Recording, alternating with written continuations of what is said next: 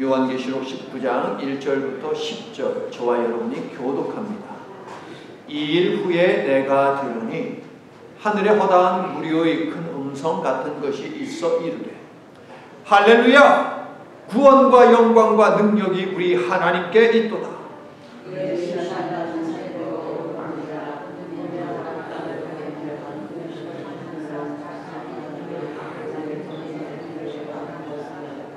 두 번째로 할렐루야 하니 그 연기가 세세토록 올라가더라.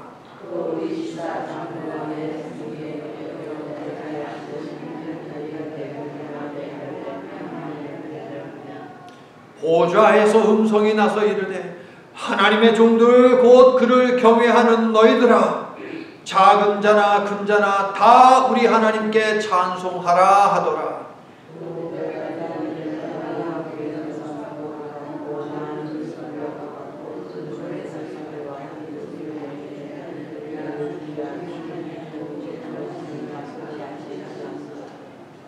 우리가 즐거워하고 크게 기뻐하며 그에게 영광을 돌리세. 어린 양의 혼인 기약이 이르렀고 그의 아내가 자신을 준비하였으므로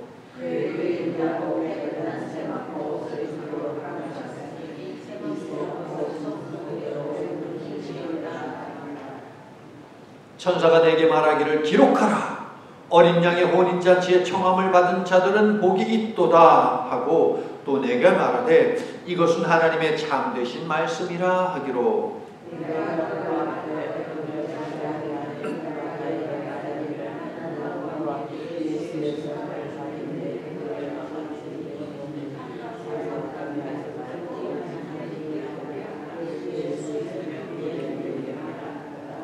아멘.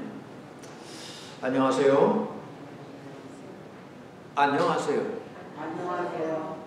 이 말은 우리 한국 사람들이 인사할 때 사용하는 말이지요. 안녕하세요. 무슨 말입니까? 별 탈 없이 평안하셨는지 무탈하셨는지 뭐 이런 인사 아니겠습니까?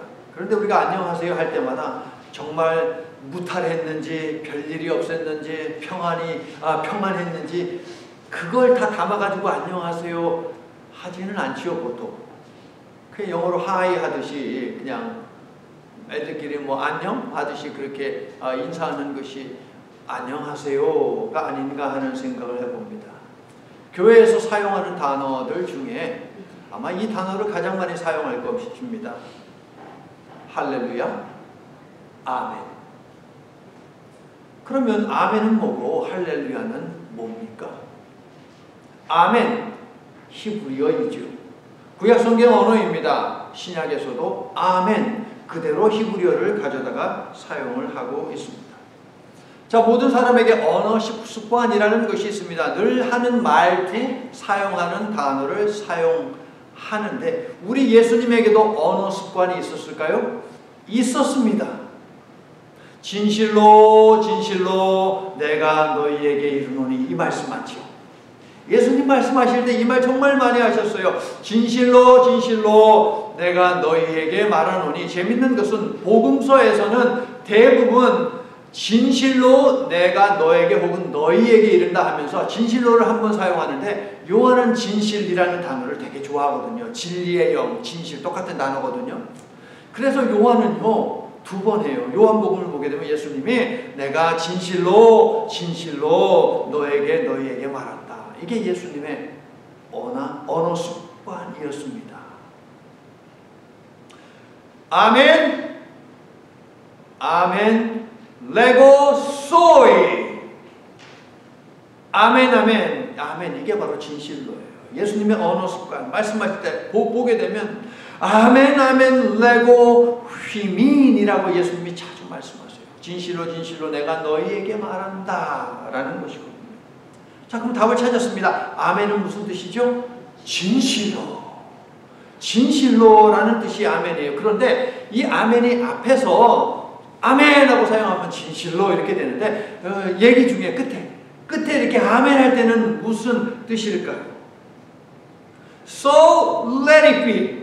그대로 되어지소서, 되어지게 하소서라고 하는 거예요. 그대로 되어지기를 소망합니다 라고 하는 소망의 표현.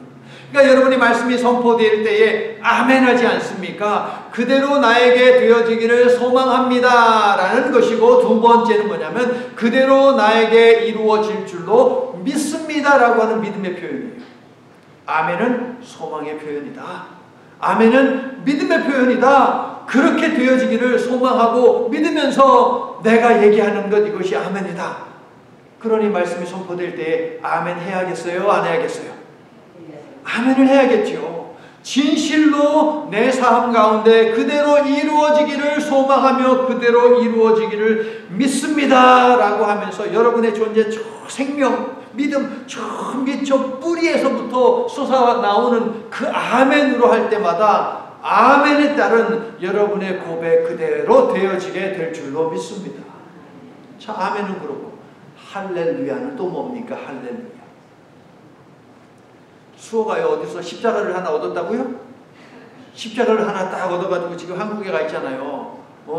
십자가요 팔찌 딱 해가지고 쫙 하면서 외할머니한테 쫙 하면서 수호가 뭐라고 할게요? 할렐루야! 어디서 배운 거예요? 어디서 들은 거예요? 그렇죠. 그런데 그 아이가 그렇게 얘기했을 때 귀엽지요? 깜찍하지요? 하지만 그 음성을 통해서 하나님이 얘기하는 거예요. 그 외할머니, 외할아버지는 얼른 깨달았어야 돼요. 하나님이 할렐루야 하라고 하는구나. 할렐루야가 뭔데요? 자, 일단 할렐루야! 야는 야훼, 성경에서 여호와라고 번역이 되어 있죠. 하나님의 이름 야훼 이거예요. 여호와. 일단 여호와 찾았어요. 할렐루야 찾았습니다. 그럼 할렐루는 뭡니까? 할렐루, 이것은 너희여 찬양하라 라는 뜻이에요. 너희여 찬양하라. 그런데 문제가 있어요. 할렐루라고 할 때 기본 단어는 뭐냐면 할랄이라는 단어거든요. 근데 구약 성경에 찬양에 해당하는 단어가요 10개도 넘어요. 한 17개 정도 돼요. 찬양에 해당하는 단어가. 그런데 가장 많이 사용되는 것이 할랄이라는 단어거든요. 그러면 할랄은 찬양은 찬양인데 뭐 어떤 찬양이냐라는 궁금증이 생기죠. 이 할랄이라는 단어는 할렐루 할 때 이 할랄이라는 단어는 찬양하는 자세를 강조합니다. 할랄은요 찬양하다라는 뜻도 있고, 두 번째 큰 소리로 외치다라는 뜻이 있고, 세 번째 미치다라는 뜻이 있어요. 그러니까 찬양을 어떻게 하는 거예요? 미친 사람처럼 큰 소리로 하는 게 바로 할렐루야 할 때 찬양입니다. 그러므로 성경이 할렐루야라고 하면 여호와를, 너희여 여호와를 찬양하라. 어떻게 찬양하라?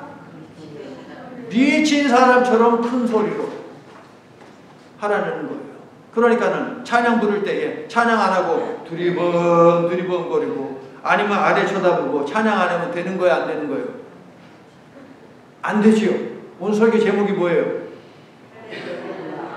오늘 우리가 찬송 부를 때에 저 가사 엄청 많았지요. 복음성가도 그렇고 찬송가도 그렇고 일부러 다 그것만 찾은 거예요. 그리고 신부에 관한 찬양이 있기 때문에 또 두 곡은 신부에 관한 찬양과 찬송가를 갖다가 함께 부르게 그렇게 만들었어요. 두 복음성가를.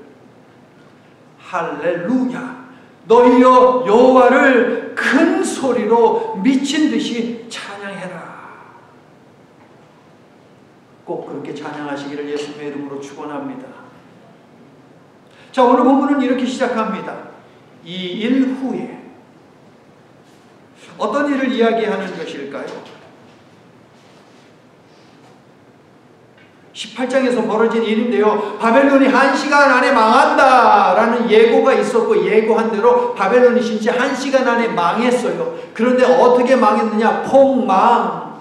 완전히 망했어요. 그래서 어떻게 이야기합니까? Never again. 제 설교 원고에는 never again 하고 느낌표가 몇 개가 있을까요? 느낌표 3개. 좀 더 써봐요. 3개의 더블 6개. never again 하고 느낌표를 6개 했어요. 제가 왜 6개 했을까요? 21절부터 24절을 보게 되면 결코 다시 몇 번 있어요? 6번. 그래서 제가 느낌표 6개를 한 거예요. 자, 6번째 6번의 그 never again, 결코 다시는 존재하지 않는다, 완전히 망한다라고 하는 것을 강조하는데 6번 가운데 첫 번째가 핵심이에요. 첫 번째가 가장 압도적입니다. 여러분 18장 21절을 보세요. 18장 21절을 보니까 힘센 천사 하나가 뭘 들어요? 큰 맷돌을 들어 어떻게 했어요? 바다에 던지면 맷돌이 던져지면 바다에서 어떻게 돼요? 보여요? 안 보여요? 이 땅에서 완전히 사라지는 거예요. 그런데 여러분 이 말씀은 예레미야를 통해서 이미 예언으로 말씀해 주셨어요. 다 찾으세요. 예레미야서 51장. 예레미야 51장에서 예언하게 하신 말씀을 하나님이 성취시키는 말씀이에요. 이 말씀에서. 예레미야서 51장. 자, 60절부터 보세요. 51장 60절부터. 예레미야서 51장 60절부터 64절인데 보세요. 60절을 보니까는 예레미야가 바벨론에 닥칠 모든 환란, 재난, 곧 바벨론에 관한 모든 말씀을 한 권의 책에 기록하라고 하죠. 그죠? 그리고 62절로 가니까 폐허가 될 것이다. 바벨론은 폐허가 될 것이다 라고 선포하죠. 그리고 63절을 보니까 뭐래요? 말하기를 너는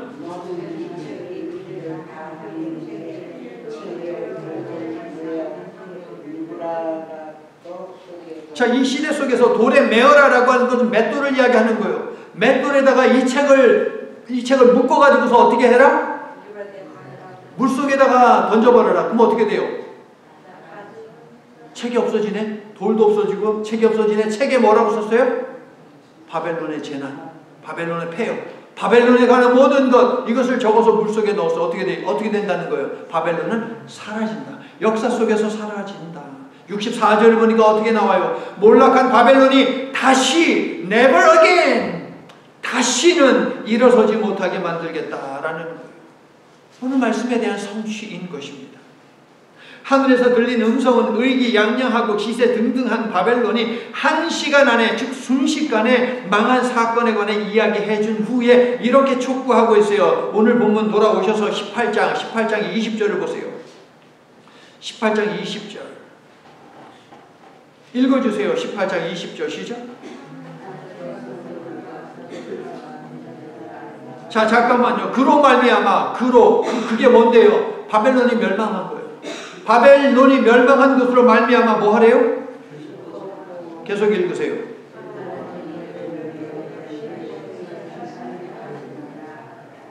심판은 누구를 위한 거예요? 여기 써 있잖아요. 설교 제목으로 나누었잖아요. 심판은 우리를 위하는 거, 우리를 구원하기 위해서 하나님이 심판하시는 거예요, 여러분. 그 사실을 분명히 기억하십시오. 자, 이 명령, 18장 20절에 이 명령에 화답하여 즐거워했다 하는 것이 바로 오늘 말씀이거든요. 할렐루야, 아멘, 찬송으로 화답한 것이 바로 오늘 말씀 1절부터 5절에 해당하는 말씀이 되겠습니다. 성도 여러분, 하나님의 심판은 이미 예고되었고 이미 시작된 것이지 어느 날 갑자기 시작된 것이 아니고요, 새로운 것이 아니에요. 이미 예레미야를 통해서 다 얘기하셨잖아요. 이미 구약에서 하나님이 다 얘기하신 그대로입니다. 그 사실을 기억하십시오. 그리고 악의 세력은 반드시 결국 망한다. 오늘 영어 설교였습니다. 악의 세력은 결국 반드시 망한다라는 것, 이것도 기억하십시오. 또한 하나님의 심판은 믿음의 사람인 우리에게는 구원의 복된 소식이다라는 이 사실도 기억하시기를 바랍니다. 그리고 우리 입에 음식이 들어가는 것만큼, 적어도 그만큼, 그리고 그 이상 하나님을 할렐루야 아멘하며 찬송하며 살아가는 저와 여러분 될 수 있기를 예수님의 이름으로 축원합니다. 이기게 해주신다고요, 여러분. 개런티해 주셨어요. 그러니 우리가 하나님을 찬양해야 하지 않겠습니까? 큰성 바벨론이 심판당한 소식이 선포되자마자 하늘에서는 찬양의 소리가 충만하죠. 생각을 해보십시오. 심판과 찬양 좀 어울립니까? 어울리지 않습니까? 심판과 찬양 좀 안 어울리는 것 같은 생각이 듭니다. 그러나 심판은 바벨론에 속한 모든 자들의 운명이고 찬양은 하나님께 속한 우리 모두의 운명이다라는 것입니다. 믿으십니까? 찬양은 우리의 운명이라고요, 여러분. 왜 하나님이 인간을 만드셨어요? 하나님의 찬송을 부르게 하려 함이라 라고 이사야를 통해서 말씀하셨죠. 오늘 부르는 찬송과 가사 중에서도 우리가 존재하는 이유는 무엇이냐? 하나님을 찬송하는 것이다 라고 그렇게 우리가 고백을 했습니다. 그렇습니다. 찬양은 하나님께 속한 우리의 운명이고 심판은 바벨론에 속한 모든 자들의 운명이에요. 여러분. 할렐루야 아멘 하는 찬송이 심판의 날에 연이어 터져 나오는 두 가지 이유가 있는데요. 오늘 본문에서 찾아지는 이유입니다. 첫 번째, 하나님의 통치가 멋지게 실현되고 있기 때문에 할렐루야 아멘 찬송을 부르는 것입니다. 절대 무너져 내릴 것 같지 않던 위풍당당한 바빌론이 주님의 다스림으로 1시간 이내에 무너진 사건이 할렐루야 아멘 찬송의 근거가 되더라라는 거예요. 여러분이 읽어주신 바벨론의 멸망을 즐거워하라 라고 하는 하늘의 명령 18장 20절의 요청에 대한 화답이 바로 본문 1절부터 5절 승리의 찬가 할렐루야 아멘 찬송인 것입니다. 하나님의 구원 계획과 의로우신 통치 속에서 악의 도성이 망하게 되니 할렐루야 아멘 하며 찬송을 부를 수밖에 없더라라는 것입니다. 자, 내용을 보자고요. 첫 번째 찬양 그룹이 등장합니다. 허다한 무리 누구입니까? 이미 승리한 하늘 공동체입니다. 할렐루야 하며 부른 그들의 찬양 가사가 무엇입니까? 1절 할렐루야 구원과 영광과 능력이 우리 하나님께 있도다. 자, 허다한 무리는요 이미 승리한 하늘 공동체에 저 하나님 나라에서 저 땅에서 벌어지고 있는 바벨론의 심판받는 그 모습을 보니까 선명하게 한눈에 다 보일 것 아닙니까 여러분? 그러니 저절로 신명나게 즐거운 마음으로 찬양을 할 수밖에 없는 것이지요. 2절 어떻게? 땅을 더럽힌 큰 음녀 바벨론을 심판하시어 순교자들의 피를 신원하시니 그의 심판은 참되고 의로우시도다 라고 찬양하는. 성도 여러분, 하나님께서 허용하신 제한된 시간, 그 기간 동안만 바벨론이 불의한 세상을 만들고요 그 속에서 살아가는 성도들을 박해를 합니다. 제한된 시간입니다. 그러나 마침내 때가 참에 바벨론의 가치관을 주입한 자들과 다른 자들을 심판하시어 성도의 고난은 실패가 아니다 라는 것을 증명해 보이시지요. 아무리 절박한 상황 속에서도 우리가 악에 위축되지 않고 희망을 바랄 수 있는 이유는 무엇입니까? 역사의 주관자는 하나님이시기 때문입니다. 여러분 믿습니까? 하나님이 주관하시기 때문에 우리의 삶에 절망적인 내용이 소식이 들려온다 하더라도 우리는 절망하지 않고 여전히 희망하는 것이며 힘들고 어려운 고난의 시간 속에서도 된다, 되어진다, 반드시 하나님이 그렇게 해주신다라고 고백하는 것이죠. 여러분도 그렇게 하고 계시죠? 역사의 주관자는 하나님이시다. 자, 허다한 무리는요 할렐루야로 찬양을 끝맺습니다. 할렐루야로 시작하고 할렐루야로 끝맺어요. 그러자 어떻게 됩니까? 찬양이 연기가 되어서 세세토록 올라가는 모습이 그려지죠. 찬양 속에 담긴 기도와 신앙 고백이 세상에 가득하며 하나님 나라로 전달되고 있는 모습에 연기가 돼서 이 찬양이 다 올라가는 거예요. 여러분도 하나님의 은혜가 너무 감사해서 그 감동의 물결을 느끼며 찬양의 가사 하나하나 곱씹으면서 하나님을 찬양했던 기억이 있습니까? 찬양을 부르는데 어느 순간 하나님의 영이 나를 갖다가 확 치시면 그 가사 단어 하나가 한 문장이 나를 완전히 사로잡을 때가 있었잖아요. 그렇지 않습니까? 최근에 그런 경험해 보셨어요 여러분? 옛날에 한 것 같으면 안 돼요 여러분. 계속 새롭게 찬양을 통해서도 하나님을 만나야 돼요 여러분. 그래서 찬양의 가사 하나하나가 내 그냥 심금을 울리는 거예요. 나의 죄성을 갖다가 막 치는 거예요. 그래서 하나님 앞에 엎드려서 회개하기도 하고 또 감사하기도 하면서 찬양을 부를 수밖에 없는 그런 순간을 우리가 지속적으로 여러분 경험을 해야 합니다. 항상 성령에 충만하여 하늘을 두루마리 삼고 바다를 먹물 삼아도 다 기록할 수 없는 하나님의 은혜를 깊이 있게 체험하며 감사하며 찬양을 올려드리는 저와 여러분이 될 수 있기를 예수님의 이름으로 간절히 축원합니다. 자, 이어서 4절을 보니까요 24장로와 내 생물이 허다한 무리가 부른 찬양에 힘껏 아멘으로 반응하며 할렐루야 찬양하는 모습이 보입니까? 24장로는 무엇을 상징하는 것입니까? 구약에 몇 개의 지파가 있습니까? 이스라엘 공동체, 하나님 나라 백성 공동체에 12개의 지파가 있습니다. 신약의 예수님의 제자들은 몇 명입니까? 12명. 둘을 합치면 24 아닙니까? 그래서 24 장로는 무엇을 상징하느냐? 세상에 존재하는, 시대와 공간을 막론해서 세상에 존재하는 모든 하나님의 백성들, 이게 24 장로가 상징하는 바이고요. 내 생물은 무엇입니까? 각각의 모양이 있었습니다. 하늘 짐승도 있고 땅의 짐승도 있고 각각이었습니다. 인간의 모습도 하고 있어요. 그래서 내 생물은 세상에 존재하는 모든 피조물을 상징을 하는 것이겠죠. 그러니까 세상에 존재하는 모든 생명들이 할렐루야로 반응하며 찬양하더라라는 것이죠. 오늘 할렐루야 아멘 하는 찬양을 많이 불렀는데요.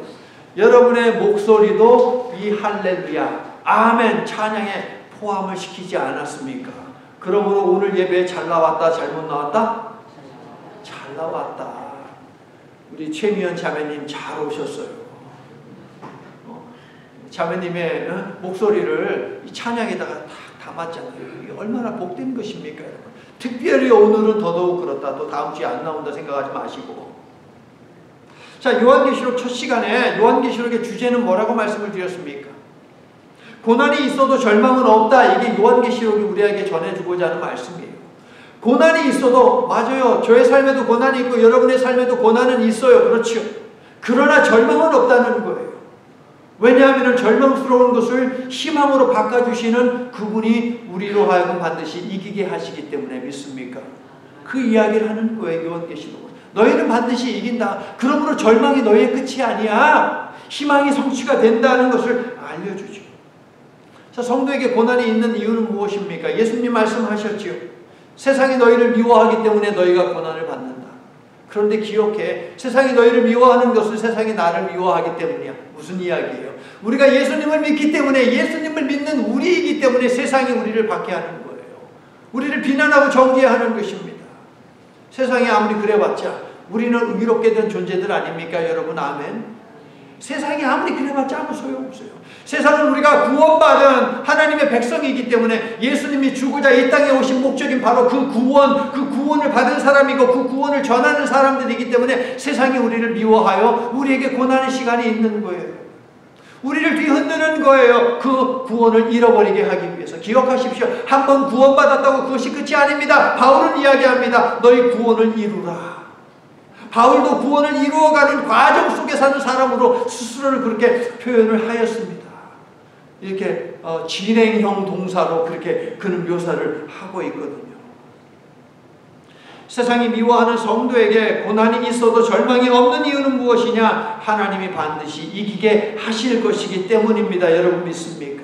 담대하라! 내가 세상을 이기었노라. 그리고 너희도 반드시 이긴다라고 하시기 때문에 여러분, 하나님이 여러분을 반드시 기어이 이기게 하시는 사랑하는 존재임을 믿습니까? 성도 여러분, 하나님이 반드시 이기시며 이기게 하신다는 확신이 분명할 때에 우리는 할렐루야 아멘 찬송을 신나게 신나게 미친 듯이 외칠 수 있습니다. 저와 여러분이 온 세상의 모든 사람들을 대표해서, 온 세상의 모든 기독교인들을 대표해서 하나님을 찬양하는 사람이다라는 생각을 가지고 찬양할 때마다 온 힘을 다해서 찬양하시기를 예수님의 이름으로 축원합니다. 얼마나 뿌듯합니까? 여러분이 세상 모든 사람을 대표하고 모든 그리스도인들을 대표한다는 믿음을 가지고 찬양하세요. 자, 이번에는 또 누가 또 찬양합니까? 하나님의 보좌가 할렐루야 아멘 찬송에 반응을 하지요. 5절 보세요. 하나님의 종들 즉 큰 성 바벨론에 미혹되지 않고 오직 하나님만을 경외함으로 승리한 모든 성도들을 향해 위로하고 격려하는데 어떻게? 모두 우리 하나님께 찬송하라 라고 합니다. 하나님의 보좌는요 이렇게 말했어요. 우리 하나님. 보좌를 둘러싸고 있는 24 장로와 내 생물들 먼저 와 있는 허다한 무리, 그 성도들 속에 우리도 포함된다는 거예요. 우리도 포함된다는 거예요. 믿음으로 고난과 억울함을 견뎌낸 성도들은 하늘 공동체의 멤버다라고 선포를 하는 것인데 여러분도 여기에 포함되시죠? 아멘. 보좌가 그렇대요, 여러분. 하나님의 보좌가 그렇다고 이야기하잖아요. 여러분도 하늘나라의 멤버래요. 우리가 이 땅에서 부르는 찬송은 무엇이냐? 천상에서 부르는 찬양에 대한 화답이에요, 여러분. 심판 때 저 천상의 교회와 이 지상의 교회가 함께 할렐루야 아멘 외치며 구원의 새 노래로 화음을 이루게 될 텐데, 하나님 나라에 먼저 도착해 있는 성도들과 함께 하늘의 천사들과 함께 우리를 구원하신 하나님을 힘껏 찬양하도록 최후 승리를 얻기까지 십자가를 잃어버리지도 포기하지도 않으며 살아가는 저와 여러분 다 될 수 있기를 예수님의 이름으로 축원합니다. 심판의 날에 할렐루야 아멘 하며 찬송을 부르는 두 번째 이유입니다. 두 번째 이유는 무엇입니까? 어린 양과 그의 신부의 결혼 때문이에요. 6절을 보세요. 중간에서 앞에 이야기와 뒤에 이야기를 연결하는 거예요. 6절은 마치 중매하는 것 같아요. 다리와 같은 역할이에요. 6절을 보니까 전능하신 우리 주 하나님께서 다스리시니 큰 성 바벨론이 무너졌고요. 그래서 하늘과 땅의 성도들이 할렐루야 아멘 찬송했는데, 7절을 보니까 승리한 성도들이 어린 양의 혼인 잔치에 참여하기 때문에 저절로 할렐루야 아멘 하며 찬양을 하게 됩니다.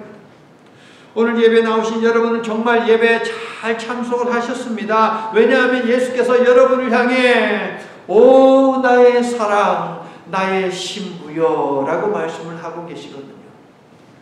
들리십니까 여러분? 여러분이 하신 말씀 들리세요? 안 들려요? 성경책 귀에다 대고 한번 들어보세요. 들어보세요 여러분. 오 나의 사랑 나의 신부여 라고 우리 예수님이 말씀하시잖아요. 우리가 주님의 신부가 대단히 황송하지 않습니까 여러분? 그래요 안 그래요? 그러니 아멘 할렐루야 찬송할 수밖에 없는 거예요. 자, 한국에서는 신부를 결혼식의 꽃이라고 이야기합니다. 미국에서는 그렇게 얘기하지 않습니다.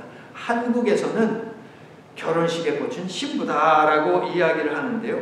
자, 하늘에서 있을 혼인잔치에서는 어떨까요?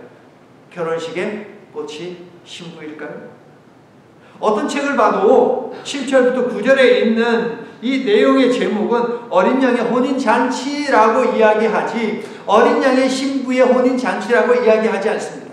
요즘 성경책에는 각각의 대목별로 해가지고 제목 나오잖아요. 여러분 성경책 보세요. 그 제목에 나올 거예요. 거기에 보면 어린 양의 혼인잔치라고 나오지 어린 양의 신부의 혼인잔치라고 나오지 않아요. 이처럼 신랑 대신 예수님이 이 결혼의 핵심이 되어야 하는데 주인공 자리를 신부된 우리에게 양보해 주세요. 하나님 나라에서 벌어지는 이 혼인잔치의 꽃, 결혼식의 꽃, 신부라고 해요. 우리 예수님의 은혜가 정말 너무 감사하지 않습니까 여러분? 우리가 뭐라고 결혼식의 주인공은 어린 양 예수님인데 우리를 주인공 삼아 주시냐고요 여러분. 자, 결혼식 자체를 한번 생각을 해보자고요. 성경에서 잔치는 무엇이냐? 줄곧 하나님 나라의 풍성함을 이야기할 때 잔치를 이야기합니다. 성경에서. 갈릴리 가나 혼인잔치에서 어떤 일이 벌어졌습니까? 주님으로 인하여 잔치가 부족함 없이 풍성하게 채워졌다 기억하시죠? 잔치가 큰일 날 뻔했어요. 포도주가 떨어져서. 그런데 주님으로 말미암아 끝까지 풍성하게 채워졌다. 베세대 광야에서의 잔치는 어떻습니까? 배불리 먹고 남는 풍성한 잔치이지 않았습니까? 참 마지막 날 저 하나님 나라에서 있을 최종적이고 완전한 잔치는 누가 준비하세요? 예수님이 준비하세요. 누구를 위해서? 우리가 누구예요? 예수님의 신부. 자신의 신부를 위해서 준비하는 잔치이니 얼마나 성대하게 풍성하게 준비를 하셨겠습니까? 여러분 저와 함께 이 잔치에 참여하시겠습니까? 아멘. 자, 두 번째로 결혼식의 주인공, 진짜 주인공은 우리 예수님 아닙니까? 신랑의 모습을 보자고요. 자, 신랑은 어떤 모습입니까? 턱시도, 근사하게 턱시도를 입고 있습니까? 웬걸요? 7절과 9절을 보세요. 신랑의 모습이 뭐라고 이야기합니까? 어린 양. 십자가에서 죽임당한 모습입니다, 여러분. 5장에서요, 드디어 이제 재앙이 시작되잖아요. 일곱 개의 재앙이 있잖아요. 두루마리가 보입니다. 두루마리가 보이고 거기에 인이 7개가 뿅뿅뿅뿅 하고 인이 쳐져 있었어요. 그렇죠. 그래서 사도 요한이 울었어요. 염려했어요. 저 인을 뗄 자가 없으니 어떻게 하랴. 그랬더니 24장로 중에 하나가 얘기했잖아요. 염려하지 마. 저 인을 뗄 분이 계셔. 라고 하고 딱 보니까 누가 있어요? 예수님이 아니고 어린 양이 있었다. 라고 되어 있는데 6절 말씀을 5장 6절 말씀을 보면 그 어린 양이 어떤 모습이냐? 죽임당한 모습이었습니다. 나 같은 죄인이 예수님의 신부가 되어 하늘 결혼잔치에 참여할 수 있는 이유는 무엇이냐? 우리의 공로가 아니라 신랑 대신 어린 양 예수님의 일방적인 짝사랑, 일방적인 희생이 있었기 때문에 우리가 결혼식에 참여하는구나. 이게 신랑의 모습, 어린 양이 우리들에게 알려주고 있는 거예요. 이 예식은 감사와 감격과 감동으로 풍성하고 충만하게 찬양이 나올 수밖에 없죠. 여러분 동의하세요? 할렐루야 아멘하고 찬양할 수밖에 없어요. 내 신랑을 봤는데 어린 양이에요. 죽임당한 상처가 그대로 이마에 남아있고 옆구리에 남아있고 손과 발에 남아있는 그 어린 양. 그럼 신부의 모습은 어떨까요? 신부 입장 하면은 화사하게 차려입은 신부가 딱 등장하지 않습니까? 그런데 본문에 등장하는 어린 양 신부의 모습은 어떻습니까? 화려한 외적 치장하고는 거리가 멉니다. 온갖 값진 것들로 그냥 치렁치렁 치장한 음녀와 정반대의 모습이에요. 음녀의 모습을 우리가 살펴보았잖아요. 온갖 좋은 것, 화사한 것 걸치고 매달고 그러고 있었잖아요. 그런데 어린 양의 신부인 교회 성도의 모습은 어떻습니까? 자, 신랑 대신 예수께서 신부된 성도에게 주신 예복 8절 무엇입니까? 세마포 옷입니다. 세마포 옷이 무엇인데요? 그냥 하얀 옷이에요. 그럼 이 시대에 결혼식에 무엇을 입었느냐? 좀 화사하게 입었지요. 값비싼 천, 퍼플 색깔에 그 맞춰서 입었지요. 좀 보석도 좀 착용을 하고요. 그런데 그렇지 않아요. 세마포 옷이. 그런데 이 옷이 어떻다고요? 8절을 보니까 깨끗하고 빛났대요. 그냥 하얀 옷이 아니고 깨끗하고 빛나는 하얀 옷이었어요. 그러면 어떻게 깨끗하고 빛났을까? 이유는 특별한 세탁을 했기 때문이에요. 때가 제일 잘 지지 않으면 여러분 특별한 세탁을 요구하지 않습니까? 이거 좀 없애주세요 라고 하면서 특별하게 요구하잖아요. 특별한 세탁 작업을 거쳤기 때문에 빛나고 환한 그러한 옷이었어요. 그러면 어떤 특별한 세탁 과정을 통과한 것이에요? 어린 양의 피로 세탁을 했기 때문에 7장 14절이 알려주죠. 어린 양의 피로 세탁을 했기 때문에 이 옷이 깨끗하고 빛났다. 그러므로 이 옷을 입으면 옷을 입은 사람도 빛나고 깨끗해져서 어린 양의 신부로 등극을 하게 되는 거예요. 아무런 세마포 옷이 아니고 어린 양의 피로 깨끗이 씻은 그 옷을 입을 때 신부도 깨끗하고 신부도 빛나는 존재가 된다는 것이죠. 요한계시록에 따르면 어린 양의 피로 빤 하얀 세마포 옷은 억울하게 피 흘림 당한 순교자들에게 주어진 옷인데요. 6장 11절에서 하나님을 믿어 그 믿음에 합당한 삶을 사는 성도들, 선지자들, 사도들만이 입을 수 있는 옷이고요. 부활과 영생의 복을 얻고 어린 양의 혼인잔치의 신부로 참여할 자격이 있는 사람들만 입는 옷이에요. 이 예복이 없으면, 이 홀예복이 없으면 어린 양의 잔치에 참여할 수 없다는 것이죠. 이 예복을 입고 일주일 동안 살다가 하나님의 성전에 입고 나오셨죠, 여러분? 아멘이에요, 노멘이에요? 아멘이잖아요, 여러분. 이 예복이 뭔데요? 이 예복이 뭔데요? 이제 나와요. 예수께서 자신의 신부에게 주신 하얀 세마포 옷은 신부에게 오직 한 가지 정절을 지키는 거룩함을 요구하심을 알게 합니다.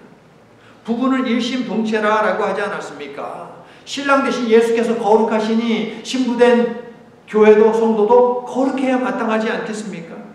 신랑이 주신 세마포 옷을 어떻게 그렇다면 성결하게 깨끗하게 유지할 수 있습니까? 8절을 조금 더 읽어보세요. 이 옷이 무엇인지 알려주시오. 뭐라고 나옵니까? 성도들의 옳은 행실. 행실이라고 이야기하죠. 성도 여러분, 이 세마포 옷을 입는 것은 성도로서 살아야 하는 믿음에 합당한 삶을 사는 것을 의미합니다. 여러분, 이 옷을 입고 일주일 동안 살다가 이 옷을 입고 오신 것 맞죠? 내 멋대로 살다가 내 멋대로 온 거 아니잖아요. 믿음으로 살다가 믿음을 가지고 왔죠. 그럼 여러분, 이 옷을 입고 있는 거예요. 옳은 행실이 따르지 않으면 어떤 경건한 모양을 갖춰도 하늘에서 결코 인정받지 못합니다. 세상에서 살면서 성공은 양보할 수 있어도 거룩한 삶은 내 결코 양보하지 아니하리라 라고 하는 다짐을 가질 수 있는 저와 여러분이 될 수 있기를 소망합니다. 구절을 보니까 천사가 심판의 날 하늘에서 있을 혼인 예식의 주례사 한 토막을 우리에게 알려줍니다. 어린 양의 혼인잔치에 청함을 받은 자들은 복이 있도다. 여기다 아마 여러분 표시를 해 두셨을 거예요. 그렇죠? 마카리오이 복이 있도다. 몇 번 나온다고요 이게? 7번. 사도 요한이 계시록에서 이 표현을 7번 사용하는데 오늘 말씀에서는 누가 복이 있다고 이야기합니까? 천상의 혼인 예식에 참여한 신부가 복이 있다. 이 신부를 부러워하고 존경하며 천사가 하는 말이 바로 복이 있다라고 이야기합니다. 어린 양과 함께 살아가는 것이 복임을 믿으시면 아멘 합시다. 천사가 복이 있대요. 그 삶은. 하나님의 통치는 악을 심판하고 아들 예수님의 신부는 혼인 예식에 참석하게 되니 심판의 날에는 할렐루야 아멘 찬송이 하늘과 땅에 충만할 것이다 라고 천사가 설명을 해주니까 사도 요한은요 너무 감격하고 너무 감사해서 천사에게 경의를 표하기 원했습니다. 그래서 어떻게 했어요? 엎드렸어요. 엎드리니까는 천사가 뭐라고 이야기해요? 10절 보니까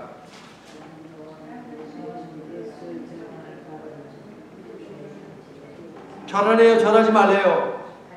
하지 말래요? 왜 하지 말래요? 나나 너나 하나님을 경배하는 존재야. 피조물이야 라고 말하는 것이죠.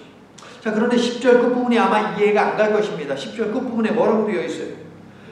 야, 너는 나나 다 경배하는 입장인데 나한테 경배하지 마. 하나님만 경배해. 그리고 하는 얘기가 예수의 증언은 예수의 영이라. 이게 무슨 말인지 아시겠어요? 모르겠잖아요. 현대인의 성경을 보면 이해가 쉬워요. 현대인의 성경. 그렇게 하지 말아라. 나도 너와 예수님을 증거하는 내 형제들과 마찬가지로 하나님의 종에 불과하다. 그 다음에 예수님을 증거하는 것은 다 예언의 영을 받아서 하는 것뿐이니 너는 하나님께만 경배해라. 무슨 이야기입니까? 예수님을 증거하는 일은 예언의 영의 도움이 있을 때에만 가능하다. 나도 예언의 영의 도움을 받아서 하나님을 경배하고 예수님을 증거하는 것이고 너도 마찬가지 아니냐라는 그 말이죠. 여러분은 예수님을 증거하는 영의 사람이죠? 아멘. 바울과 바나바가요 복음을 전하다가요 박해를 받고 도망쳤어요. 피신했어요. 피신해 갔는데요 거기에 한진뱅이가 하나 있는 거예요. 걷지 못하는 사람이 있는 거예요. 근데 바울이 가만 보니까 그에게 구원받을 만한 믿음이 있어요. 그래가지고 그 사람에게 바울이 외쳤어요. 일어나라! 라 했어요. 그랬더니 이 사람이요 구원받을 만한 믿음이 있었잖아요. 그래서 일어나가지고 막 걸어다녔어요. 주변에 있는 사람들은 알아요. 이 사람이 평생을 걷지 못한 것을 알아요. 그러니 얼마나 놀랐겠습니까? 얼마나 놀랐겠어요. 그래가지고요 이 마을에 있는 사람들 전부 다 이방인들인데 막 박수를 보면서 보내면서 난리 법석입니다. 그러면서요 바울을 제우스 신으로 숭배하고 바나바를 제우스 신으로 숭배하고 바울을 헤르메스 언변의 신, 이 헤르메스 신으로 이렇게 추앙하고 막 경배를 하려고 했어요. 그랬더니 바울과 바나바가 어떻게 했게요? 옷까지 찢었어요. 옷까지 막 찢으면서 참담해 했습니다. 그러면서 이야기하는 것이 찬양, 경배는 오직 하나님만 만든 거야. 인간에게 해서는 안 돼 라고 말하죠. 어마어마한 말입니다. 황제도 숭배의 대상이 아니라는 거예요. 죽을 각오를 하고 말하는 거예요. 총독도 아니고 황제도 아니다. 오직 하나님만이 경배받으실 분이다 라고 이야기하죠. 성도 여러분, 하늘의 천사도 마리아를 비롯하여 천주교에서 성인이라고 부르는 모든 인물들도 하나님을 경배할 피조물이지 경배의 대상이 아닙니다. 오직 하나님만을 경배하고 섬기며 오직 하나님께만 할렐루야 아멘 찬송 올려드리는 저와 여러분이 될 수 있기를 예수 그리스도의 이름으로 간절히 축원합니다. 아멘. 기도합니다. 주에게 부탁하신 일 천사도 훈모하겠네. 하나님 찬송가 508장은 주께서 우리에게 부탁하신 일, 즉 온 세상 만민들에게 흉악한 죄에서 떠나 새 생명 얻고 영생의 복락과 천국에 갈 길을 얻으라고 선포하는 일, 천사들이 부러워하고 사모한다고 알려줍니다. 세상을 다스리시고 역사를 주관하시는 하나님, 주께서 부탁하신 이 복음 사역을 끝까지 힘써 감당하면 저 화려한 천국에서 여린 양 예수 그리스도의 신부로 살아갈 것이기 때문에 천사들이 질투하며 부러워하는 것인데요, 천사가 염려하지 않고 부러워하도록 성실히 복음을 전하며 살아가는 저희가 되도록 다듬어 주시고 붙들어 주시옵소서.